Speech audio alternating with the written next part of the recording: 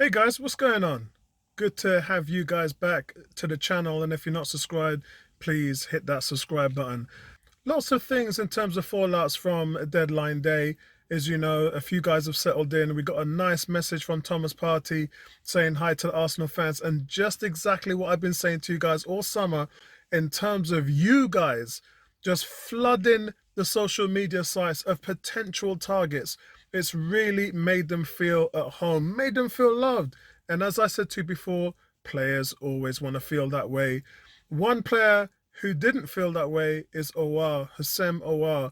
Quite frankly, I think that he's quite bitter about the whole situation. My sources have actually said that he feels a way about what happened and certain animosity towards the president. But he's had to show good face. He's left a message and said that, look, he's happy to fight and go back to where Leon was. Remember, they finished seventh and they missed out on Europe. And he said, this year it's all about getting them back into Europe. And he said, I have my friends and I have my family, and I'm happy to be playing this season to help the team. And look, that's all he could say. What else is he going to say? Oh, I missed out on my dream move. Oh, I missed out on doubling my wages. I missed out on playing in the Premier League, the biggest league in the world, the most exciting, hardest, toughest league in the world. I missed my chance. So I have to go back to Leon with my tail between my legs. He wouldn't come out and say that. So he had to show face and say something to even let the fans of Leon know that he's going to make an effort to play with him this year. He's only 22. It wouldn't surprise me to see Arteta go back in for him next year. And speaking of that, Edu talked about having a 6-month plan. He talked about putting his plan in place about Thomas Partey 6 months ago.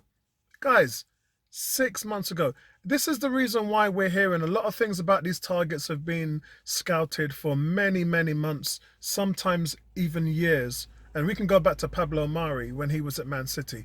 Arteta had his eye on him from then. They were watching him play in Flamengo in South America.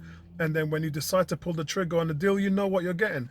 This isn't like back in the old days when you used to see some of them idiots go on YouTube, look at a few stepovers and a couple of worldies and think to yourself, yeah, I got it, bang, talent. But it doesn't work that way. These guys are pretty much on it. And Edu talked about this in an interview today and said that he knows exactly what his targets are. He even knows what next summer's targets are.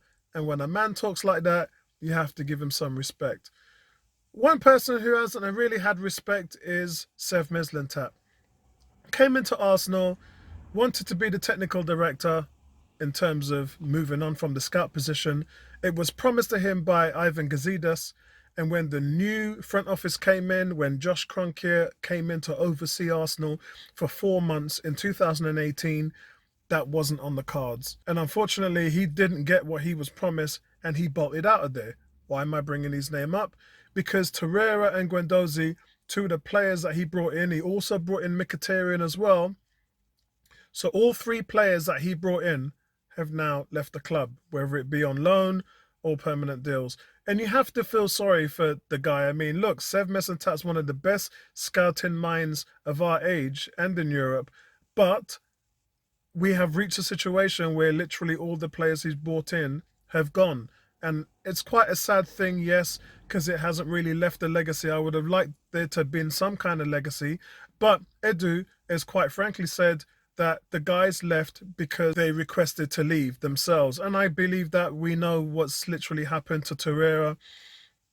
And kind of what happened to El Nene happened to Torreira. You got a guy who's a defensive midfielder. You start messing him around and playing him in different positions. Emery did it to El Nene. He played him all over the place and it didn't work out for him. He had enough and said, look, I want to go. Torreira, same thing happened to him. They played him wide. They played him up front in the diamond.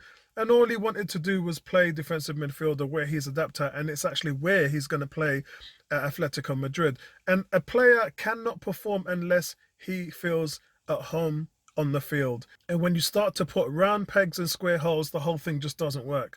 And speaking of that, we're going to really have a look at what's going on now. We have Thomas Partey in the team. I'm expected to go into a native 4-2-3-1 formation. And it's good because you can have a bona fide number 10. You can bring Ozil back, or you can shift Willian into the position and take him away, thus bringing Pepe back into the mix. and then Aubameyang on the left, and then you can have a striker up top. But I think that formation really holds well for the midfielders. And when you talk about two holding midfielders, you can play Ceballos and Partey, or you can give Xhaka game time and play Xhaka and Partey. So there's a lot that you can do with that formation, and it's really where he wants to get to.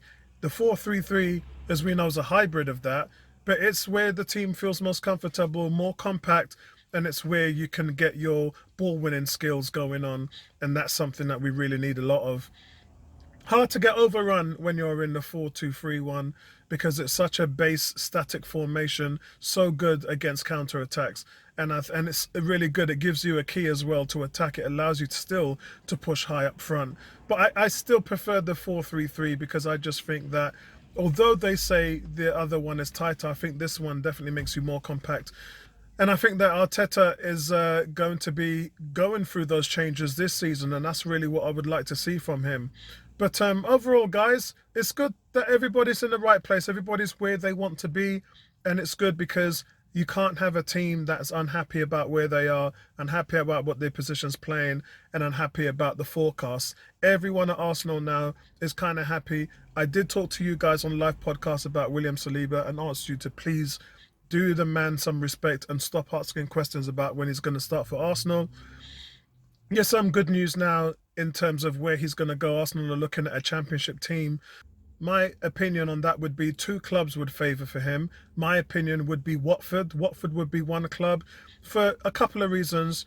One, because he's right next to London Coney's training ground, so they can keep an eye on him. He's closer to home. He doesn't have to move. He can still have the same base and support system around. All the friends he's made at Arsenal will still be there, so they'll still be able to hook up and do all the things that friends and teammates do.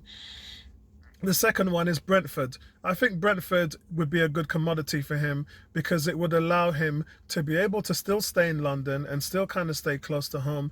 But the most important thing is they play out from the back, and it would allow him to play the same style that he's been accustomed to training to with Arteta. Remember, Arteta wants to have him in a place where not only he can keep an eye on him and he can continue to consult him because of the things in his private life and how difficult it has been for him turning into a pro. He's not that experienced, guys, only 15 games last season, and we know that the French league was cut short.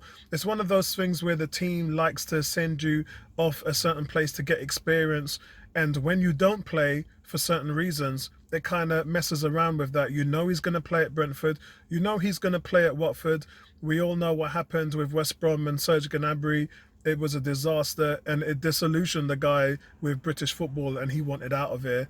We're going through another thing with Balogun as well, where he wants to leave. So you want to kind of nurture your young talent in a way that you'll be able to keep hold of them. So I think that, look, Brentford, Watford, I think that those are the two best scenarios for him. I'd like to see what Arteta's going to come up with so that we can take care of these kids. He's an Arsenal player. He's one of our own. And I want to see them look after him really well. And listen, that's it from me, guys. Premiership night on Friday night. That's what we're up to, 10 o'clock. And then obviously we have the Sunday night podcast show where we're going to sort of really talk about the transfer window as a whole. I know we graded them previously before, but we might have a look in that and see what kind of formation we're going to play in as well. Guys, thanks for supporting the channel. I'll speak to you guys soon. Peace. Right back at you.